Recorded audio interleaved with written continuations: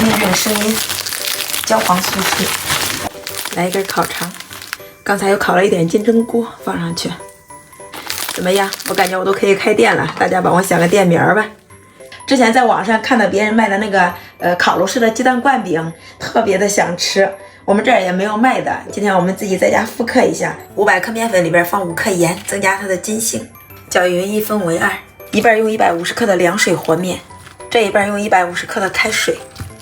有点粘手，戴个手套，给它和成一个面团。第一遍的面是比较粗糙的，这无光滑也没关系，盖起来醒面20分钟。我们来调一个油酥，一点面粉，熟油就是加热过的油，调成这种浓稠一点的油酥。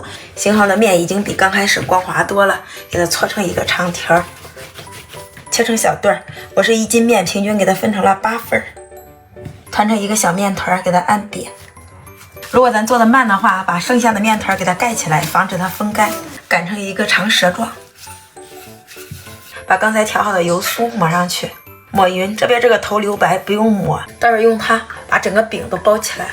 像这样折起来，不用对齐，折个2/3，上面留一些缝出来，顺着这一头给它卷起来。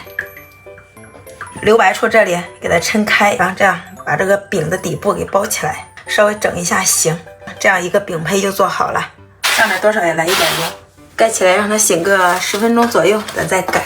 醒好的面，它的延展性也特别的好，头朝下给它按扁，给它擀成一个大饼。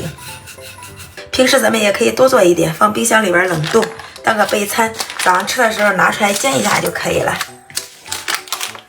煎这种饼油一定要比平时多一点，烙至两面金黄，开始往里边灌鸡蛋液，翻面，鸡蛋稍微煎至定型就赶紧转到空气炸锅里边。180度6分钟，看里边慢慢的鼓起来了。听听这个声音，焦黄酥脆。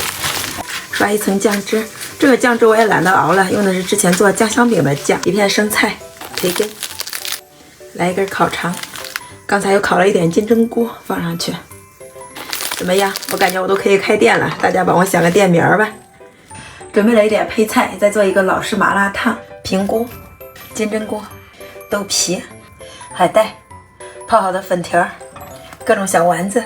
这个老式麻辣烫好吃的关键就是这个料包，全部都放进去，加热水，生菜，最后再来点花生米、小葱花，这个老式麻辣烫就做好了，是不是特别的简单？来了，老式麻辣烫，孩儿吃饭嘞。